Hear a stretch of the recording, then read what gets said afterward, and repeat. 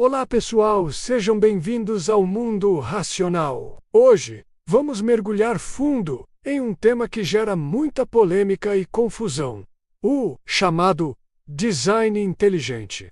Afinal, é ciência ou não? Já vou adiantar para vocês. A comunidade científica mundial é praticamente unânime em classificar o design inteligente como uma pseudociência.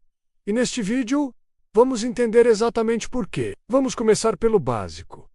O que o design inteligente alega? Seus defensores afirmam que certas características do universo e dos seres vivos são tão complexas que só poderiam ser explicadas pela ação de uma causa inteligente. Eles argumentam que a evolução por seleção natural, a teoria de Darwin, não seria capaz de explicar essa complexidade. Um dos conceitos mais famosos que eles usam é o da complexidade irredutível. A ideia é que alguns sistemas biológicos, como um flagelo bacteriano, são como uma ratoeira.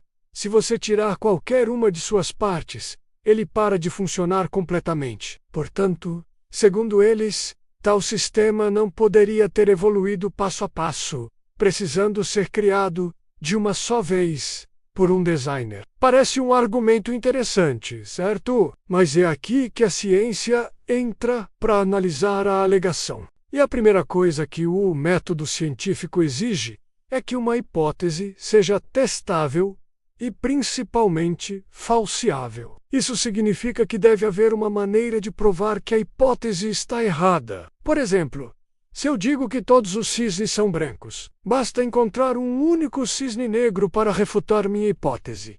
Essa é a base do progresso científico. Agora, vamos aplicar isso ao design inteligente. Como podemos testar a existência de um designer inteligente? Não podemos como podemos refutar essa ideia. Também não há como. A afirmação é construída de uma forma que a torna imune a qualquer tipo de teste empírico. Se a ciência não encontra uma explicação para algo, eles dizem: viu, foi o designer. Mas isso não é uma evidência. É apenas uma afirmação baseada na nossa ignorância atual. E isso nos leva a outro grande problema: o argumento do Deus das lacunas.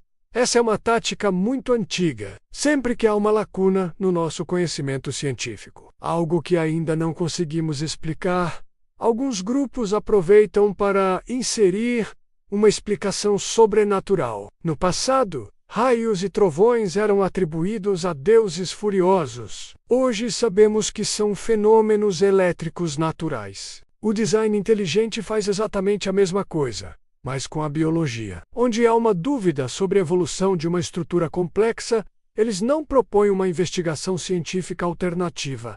Eles simplesmente dizem: foi um designer. A ciência, por outro lado, vê essas lacunas não como prova de um designer, mas como fronteiras a serem exploradas, como perguntas fascinantes que precisam de mais pesquisa para serem respondidas. E, de fato, a ciência já respondeu a muitos dos exemplos que os defensores do diabetes insípidos usavam. A complexidade irredutível do flagelo bacteriano, por exemplo, foi desbancada. Cientistas mostraram como seus componentes poderiam ter tido outras funções antes de se juntarem para formar o flagelo, um processo chamado de cooptação ou exatação. Outro ponto crucial é a origem do movimento do design inteligente. Ele não surgiu de laboratórios ou de pesquisas científicas, mas sim como uma estratégia política e religiosa. Documentos internos do próprio movimento, como o famoso Edge Document, deixaram claro que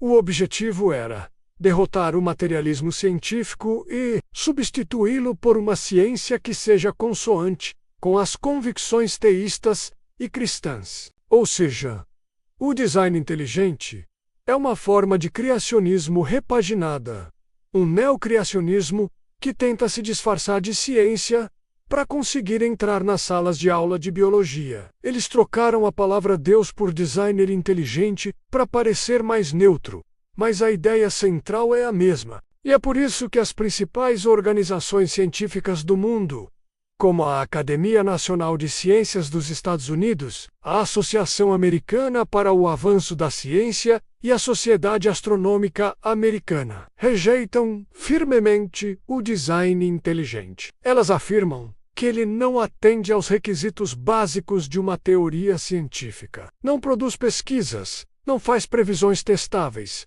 e não é publicado em revistas científicas revisadas por pares. Ele opera fora do campo científico, atuando mais como uma campanha de relações públicas do que como um programa de pesquisa. Em 2005, nos Estados Unidos, houve um caso judicial famoso, Kitzmiller versus Dover, onde um juiz federal conservador concluiu, após ouvir especialistas de ambos os lados, que o design inteligente é, inequivocamente, uma visão religiosa, e não ciência, e que ensiná-lo em aulas de ciências é inconstitucional por promover a religião. Então, em resumo, por que o design inteligente é uma pseudociência? Primeiro, porque não é falseável, não pode ser testado ou refutado. Segundo, porque se baseia no argumento falacioso do Deus das lacunas, preenchendo o desconhecido com o sobrenatural em vez de investigá-lo. Terceiro,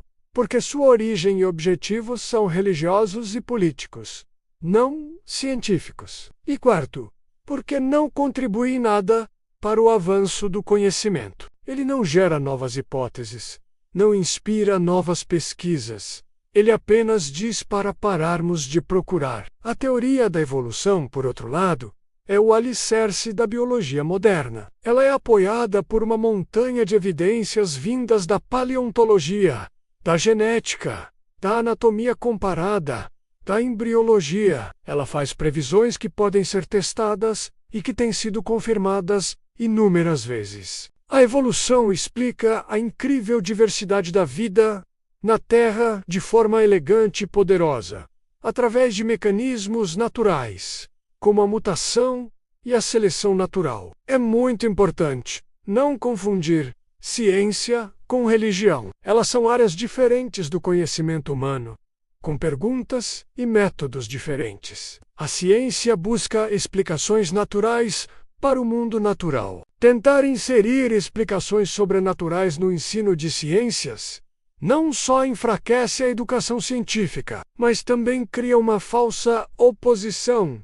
entre ciência e fé, o que não é produtivo para ninguém. Espero que este vídeo tenha ajudado a esclarecer o que é o design inteligente e por que ele não é considerado ciência. O pensamento crítico e a compreensão do método científico são nossas melhores ferramentas contra a desinformação. Muito obrigado por assistirem até aqui. Se você gostou do vídeo e quer mais conteúdo sobre ciência e pensamento racional, não se esqueça de deixar o seu like, se inscrever no canal e ativar o sininho para não perder os próximos. E deixe seu comentário aqui embaixo o que você pensa sobre esse assunto. Vamos continuar essa conversa. Um grande abraço e até a próxima.